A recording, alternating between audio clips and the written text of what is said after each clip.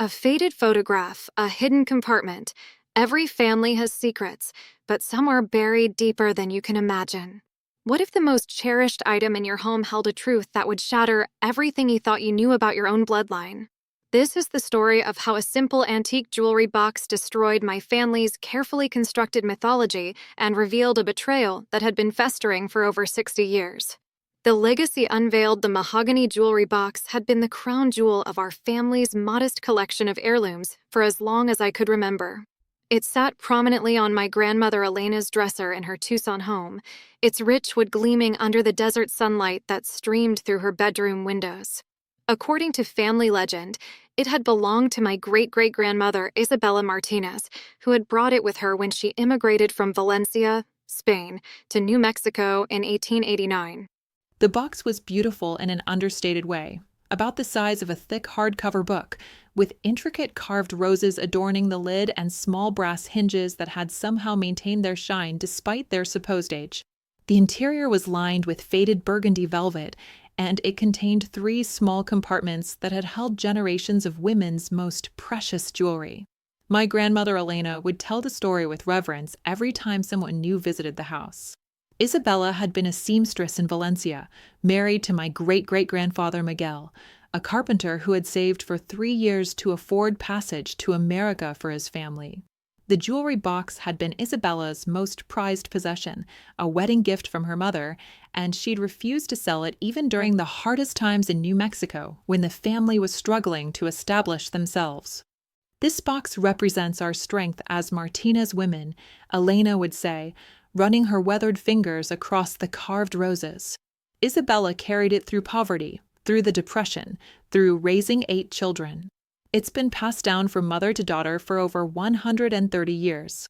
I was Elena's only granddaughter, and she'd always made it clear that the jewelry box would be mine someday. My mother, Carmen, had never shown much interest in family heirlooms. She was more focused on building her career as a high school principal and considered old furniture clutter that collects dust. But I'd always been fascinated by family history and the tangible connections to our past. When I was 12, Elena taught me how to properly care for the box, showing me the special oil she used to condition the wood and the gentle way to clean the brass hardware. We'd spend summer afternoons going through the jewelry inside, Elena's wedding ring from my grandfather Roberto, who died when I was 6, a string of pearls that had supposedly belonged to Isabella, and a small silver locket with a faded photograph of a woman I'd been told was my great-grandmother Sophia. The box had its quirks that made it even more endearing.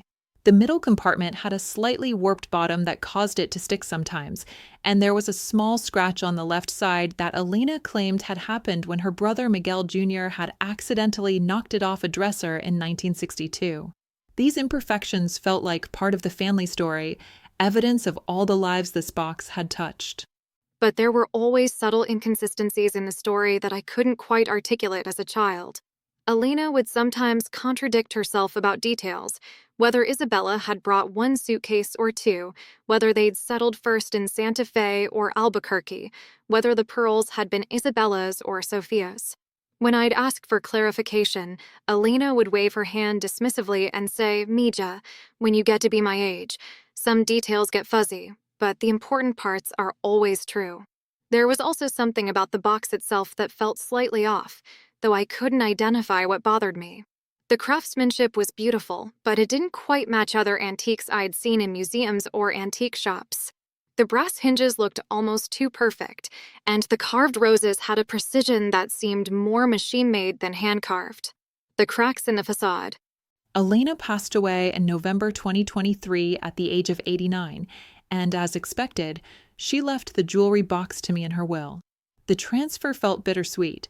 I was honored to carry on the family tradition, but losing Elena meant losing the keeper of our family stories.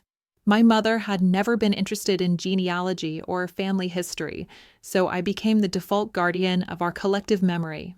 I brought the jewelry box to my apartment in Phoenix and gave it a place of honor on my bedroom dresser, just as Elena had done. But almost immediately, I noticed something that had never bothered me before. The box didn't quite fit the narrative we'd been told about its age and origins. The revelation began with something as mundane as furniture polish. I'd always used the same brand Elena preferred, but when I ran out, I bought a different type specifically designed for antique wood. When I applied it to the jewelry box, the finish reacted strangely, becoming slightly tacky and discolored in a way that suggested the wood hadn't been properly aged or sealed. Curious, I started examining the box more closely with a magnifying glass and my phone's flashlight. The carved roses, which I'd always admired for their beauty, showed signs of machine tooling rather than hand carving. Under close inspection, I could see perfectly uniform chisel marks that would be impossible to achieve by hand, and the symmetry of the pattern was too precise for 19th century craftsmanship. But the real breakthrough came when I was cleaning out the compartments more thoroughly than Elena ever had. The middle compartment, which had always stuck slightly, seemed to have more depth than its contents suggested. I measured the interior dimensions against the exterior and discovered there was about an inch of space unaccounted for. Using a thin letter opener, I gently probed around the edges of the compartment bottom and felt it give slightly under pressure. With careful pressure, the bottom panels slid away to reveal a hidden compartment I'd never known existed. Inside, folded carefully and wrapped in what appeared to be 1960s-era tissue paper, was a small piece of paper and a black and white photograph. My hands were shaking as I unfolded the paper, which turned out to be a sales receipt dated August 15, 1963, from Martinez Furniture and Antiques in Tucson, Arizona. The receipt was made out to Elena Martinez for one reproduction Spanish colonial jewelry box in the amount of $47.50. The photograph was even more shocking.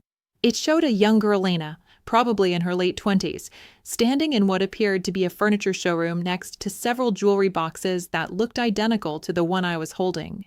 She was smiling and pointing at the boxes, and written on the back in her familiar handwriting was, "New inventory for the shop, August 1963. The Betrayal's Core." The implications hit me like a physical blow.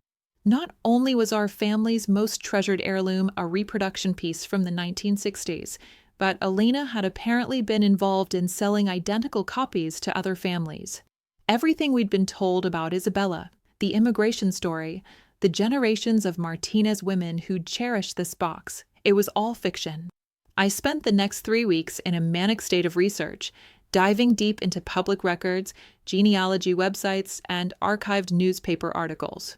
What I discovered was a systematic pattern of deception that had been carefully maintained for 60 years. Through Ancestry.com and immigration records, I confirmed that Isabella Martinez had indeed immigrated from Spain to New Mexico in 1889, just as Elena had always claimed. But there was no record of her bringing any significant possessions, and certainly no mention of an ornate jewelry box in any of the family documents I could locate. More disturbing was what I learned about Elena's early adult life. In the 1960s, she and my grandfather Roberto had owned a small furniture store called Martinez Furniture and Antiques in downtown Tucson. According to business records and old newspaper advertisements, they specialized in authentic Southwestern antiques and high-quality reproductions. The shop had apparently done quite well, and Elena had developed a particular expertise in creating convincing backstories for their reproduction pieces.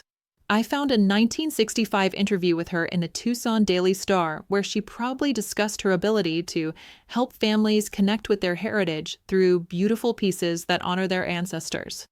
The most damning evidence came from the Tucson Public Library's archived newspapers. In several issues from the mid-1960s, there were classified ads for authentic Spanish colonial jewelry boxes with documented provenance, being sold by Martinez Furniture and Antiques for prices ranging from $45 to $65. But Elena's deception went even deeper than just selling reproduction furniture with fake stories. Through Social Security death records and census data, I discovered that my great-great-grandmother Isabella Martinez had died in 1923, 37 years before Elena would have been born. There was no way Elena could have any direct memories or stories about Isabella, yet she'd spent decades sharing intimate details about Isabella's life, personality, and possessions. The pearls, the silver locket, even the photograph of great-grandmother Sophia, I began to suspect that everything in our family's treasure box was as fabricated as the box itself. The photograph, when I examined it more closely, had markings on the back that suggested it was a stock photo, the kind that might come with a purchased picture frame. The aftermath and confrontation confronting my mother with this evidence was one of the most difficult conversations of my adult life. Carmen was 67 years old, and I was essentially telling her that a foundational story of her family identity was a carefully constructed lie. Her initial reaction was complete denial. "That's impossible, Maya. I remember hearing those stories about Isabella when I was a little girl. Your grandmother wouldn't lie about something like that." But as I presented the receipts, the photographs, and the business records, I watched my mother's certainty crumble. She became quiet and thoughtful, and finally admitted that she'd always had vague suspicions about some of Elena's stories. "Your grandmother was a wonderful woman, but she always had a flair for the dramatic," Carmen said quietly. Sometimes her stories would change slightly from telling to telling, and when I'd ask about inconsistencies, she'd get defensive or change the subject. The more we talked, the more Carmen remembered details that now made sense in this new context. Elena had always been secretive about the family's financial situation in the 1960s, claiming that Roberto's construction work provided well for the family. But Carmen remembered that period as one of relative prosperity that didn't quite match her father's modest income. We decided together to contact Elena's few remaining friends and relatives to see if anyone else had knowledge of the furniture business or Elena's tendency toward creative storytelling. The conversations were eye-opening and heartbreaking. Elena's sister-in-law, Maria, who was 91 and still sharp, confirmed many of our suspicions. Oh yes, Elena was always spinning tales about the old country and family treasures.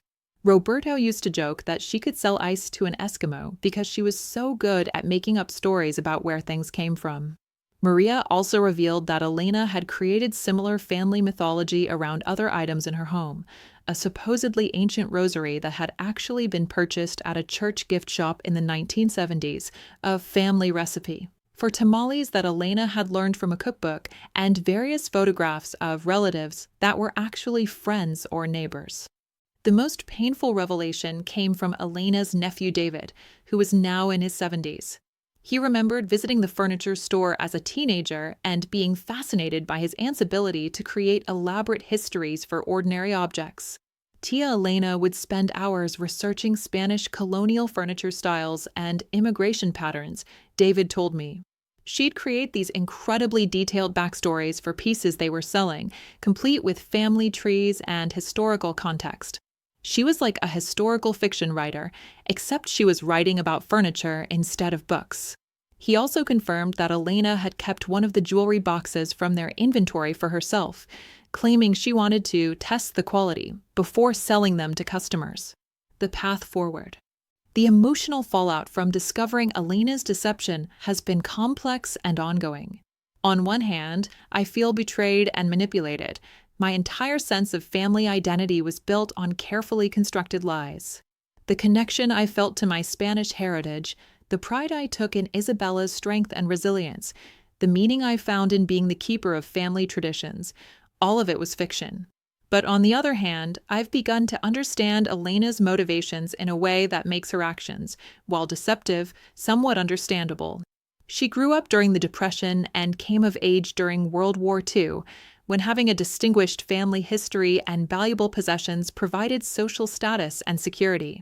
Creating a mythology around a reproduction jewelry box wasn't just about money. It was about dignity and belonging in a society that didn't always value Mexican-American families. Elena had lost her own parents when she was young, and many of the family stories and traditions that might have been passed down naturally were lost with them. In some ways, she was trying to create the heritage she wished she'd had, crafting a family narrative that would give her children and grandchildren something to be proud of. The business aspect was also more complex than simple fraud. Elena and Roberto were selling reproduction pieces, but they were high-quality reproductions that brought joy and meaning to families who purchased them. The elaborate backstories Elena created weren't necessarily intended to deceive. They were meant to help people connect emotionally with objects that would become part of their family traditions. I've decided to keep the jewelry box, but with a completely different understanding of what it represents.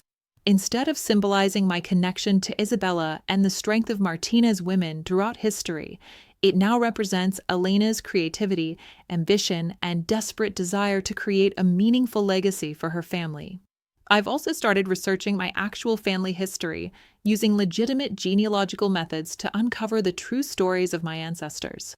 What I've found is less dramatic than Elena's fabricated narratives, but more authentic and ultimately more meaningful. The real Isabella Martinez was a widow who immigrated with her 3 young children and worked as a laundress to support her family. She wasn't wealthy enough to own ornate jewelry boxes, but she was strong enough to build a new life in a foreign country with almost nothing. Lessons from the legacy.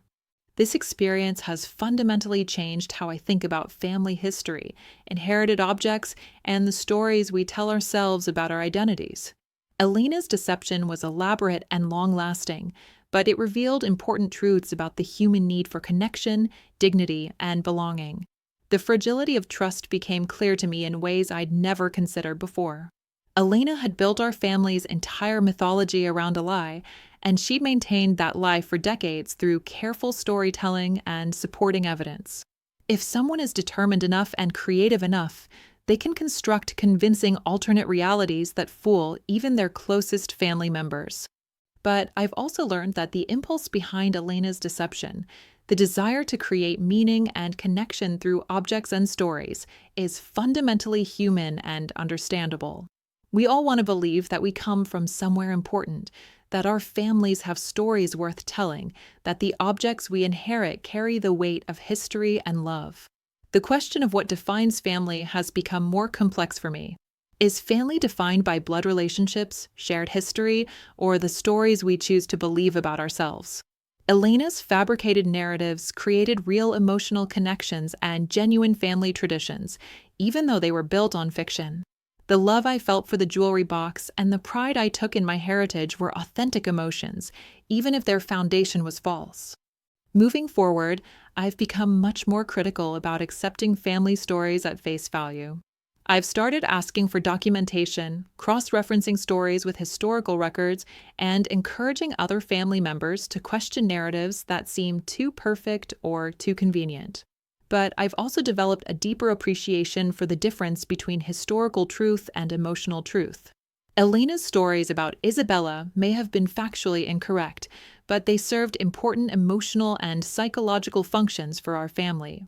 They gave us a sense of pride, continuity, and purpose that enriched our relationships with each other and our understanding of ourselves. The most important lesson I've learned is that every family heirloom has a story, and those stories are often more complex, more human, and more interesting than the official versions we're told. Sometimes the truth is more painful than the fiction, but it's also more honest and ultimately more valuable. I still display the jewelry box on my dresser, but now it tells Elena's story rather than Isabella's. It represents a woman who is creative enough to build a business, loving enough to want the best for her family, and human enough to blur the lines between aspiration and deception. That story, while more complicated than the one I grew up believing, is also more real and therefore more precious. Have you ever questioned the stories behind your family's most treasured possessions? What would you do if you discovered that a foundational family narrative was built on lies? And how do we balance the need for historical truth with the human desire for meaningful family mythology?